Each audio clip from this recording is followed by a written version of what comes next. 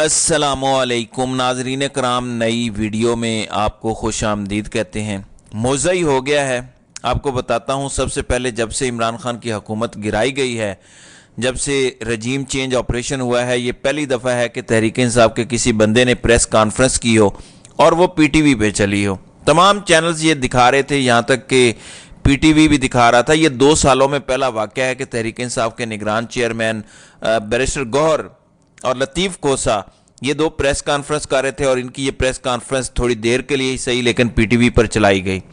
आपको बताता हूं कि जैसे ही ये सब हुआ, लोगों ने हवाओं का रुख बदलने की खुशखबरी सुनाना शुरू कर दी। आपको इसकी हकीकत बताता हूं कि इसके पीछे असल खेल है क्या। लेकिन मेरे लिए इससे भी बड़ी खबर यह है कि आर्मी चीफ ने बयान दिया कि हमने कायदे आज़म के उसूल भुला दिए, जिस वजह से तनज़्ज़ुली का शिकार हैं। इसको मैं बहुत खुश आइंद बात कहूँगा, देर आयद दुरुस्त आयद। कायदे आज़म के उसूल क्या थे वो भी हम देख लेते हैं। कायदे आज़म ने फरमाया कि आप मत भूलें कि आप जो आर्म्ड फोर्सेस हैं, यानी हमारी जो आर्मी है, वो अवाम की नौकर है। आप कौमी पॉलिसी नहीं बनाते, बल्कि ये हम सिविलियंस बनाते हैं। हम डिसाइड करते हैं कि इश्यूज़ के ऊपर क्या करना है और हम आपकी ड्यूटी लगाते हैं जिसे आपने कैरी आउट करना होता है। ये है कायदे आज़म के उसूल। और अगर आर्मी चीफ ने ये बात अब कर दी है तो इस पर अमल भी करके दिखाएं। ये बात करना भी बहुत बड़ी बात है कि हमारी तनज़्ज़ुली की वजह यह है कि हमने कायदे आज़म के उसूल पीछे छोड़ दिए हैं। कायदे आज़म ने अपनी पाक फौज को वाज़ेह तौर पर लाए अमल दिया था कि आपने क्या करना है, आप अवाम के नौकर हैं, पॉलिसी सिविलियंस बनाएंगे और जो वो आपको ऑर्डर देंगे आपने उसको इम्प्लीमेंट करना है। आप पॉलिसी नहीं बनाते, पॉलिसी साजी से फौज का कोई ताल्लुक नहीं है। ये है वो बुनियादी उसूल। अगर इस पे आर्मी चीफ ने अमल करने का फैसला कर लिया है तो मैं आपको गारंटी देने को तैयार हूं कि मुल्क ज़रूर तरक्की करेगा। कौम इसी इंतज़ार में है कि कभी कोई कायदे आज़म के इन उसूलों पर अमल हकीकी मानों में करना शुरू कर दे, इस मुल्क में हकीकी जमहूरियत आए और लोग आज़ादी से सुख का सांस ले सकें। नाज़रीन इकराम, आज बड़ा इंपॉर्टेंट दिन है। आपको पता है कि तहरीक इंसाफ के टोटल कितने लोगों के कागजात नामजदगी मुस्तरद किए गए। तहरीक इंसाफ पूरी तरह से तैयार है कि मैक्सिमम कागजात मुस्तरद होंगे। पटिशन्स तैयार हैं। हो सकता है कि एक ही पटिशन बना के आगे केस दायर किया जाए, क्योंकि सारे केसेस होंगे और उनको इलेक्शन कमीशन की बददियानती करार दिया जा सकता है। तो हो सकता है ये सुप्रीम कोर्ट चले जाएं या हाई कोर्ट चले जाएं ये सारे मामलात को लेकर। तो आज पूरा दिन ये खबरें चलती रहीं कि वो जजेस जिन्होंने साइफर केस में स्टे दिया था, या वो जजेस जिन्होंने 3 MPO के कानून को कलअदम करार दिया था, या ये कहा कि काबीना की मर्जी के बगैर 3 MPO के तहत गिरफ्तारी नहीं हो सकती, वो जजेस छुट्टी पे चले गए हैं। बड़ी परेशानी हुई कि क्या उन्हें जबरी रुखसत पे भेज दिया गया है। लेकिन हकायक ये हैं कि अदालतों में इस तरह से मामलात चलते हैं कि कुछ जजेस छुट्टी पर जाते हैं और कुछ जजेस पीछे बेंचेस संभालते हैं। फिर जब वो जजेस वापस आते हैं छुट्टी से तो फिर बाकी जो रहते हैं जजेस वो छुट्टी पे चले जाते हैं। ये मामूल की बात है। हाँ, ये ज़रूर हो सकता है कि कुछ दबंग जजेस छुट्टी पे जाएं तो पीछे से जो बेंचेस बच जाएं उनमें कुछ कॉम्प्रोमाइज्ड जजेस हैं और हमें पता है कि वो कौन से हैं। हो सकता है वो अपनी कार्रवाई डाल दें, ये मुमकिन है। लेकिन छुट्टी पे जाने का इनके फैसलों से कोई ताल्लुक नहीं है।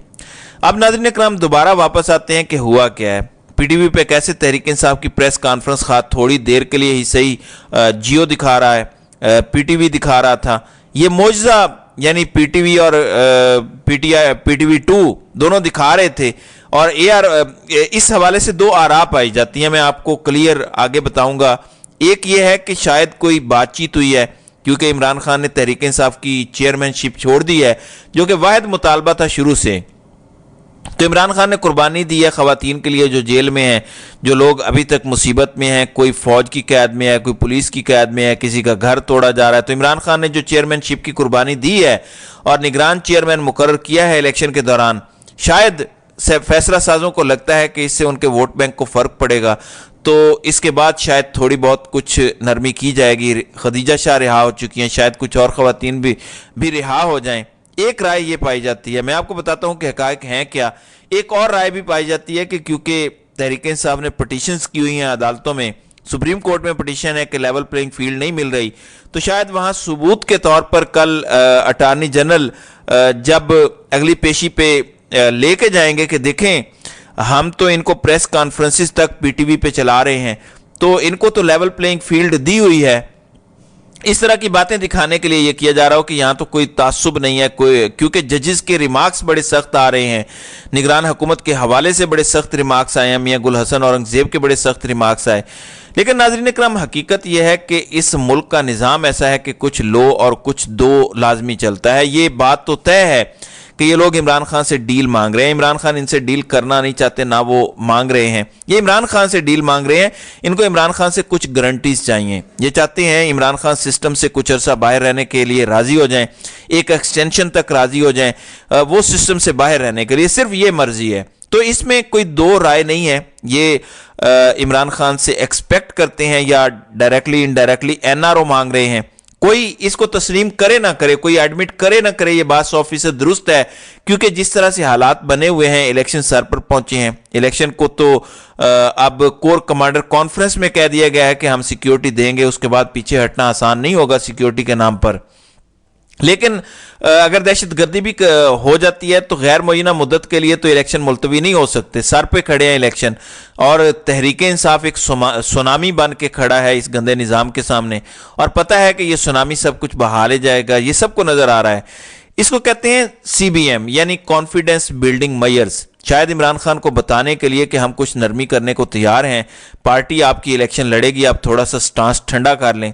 یہ خبر نہیں ہے، لیکن ہو سکتا ہے، یہ میرا تجزیہ ہے اس ساری صورتحال میں، کہ ڈیل تو ان کو چاہیے، ڈیل تو یہ مانگ رہے ہیں، آج سے نہیں مانگ رہے، 2 سال سے مانگ رہے ہیں۔